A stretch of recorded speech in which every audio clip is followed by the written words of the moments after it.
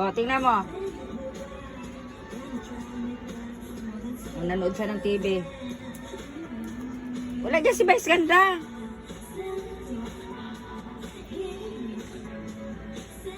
Nanood siya ng TV, oh. Pag gusto manood naman TV, akit yan. Manood yan TV. Yan. Gusto mo si Maymay?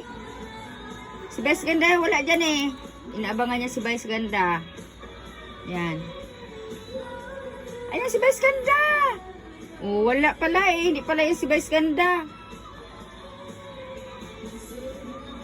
Oh, nanood siya ng TV.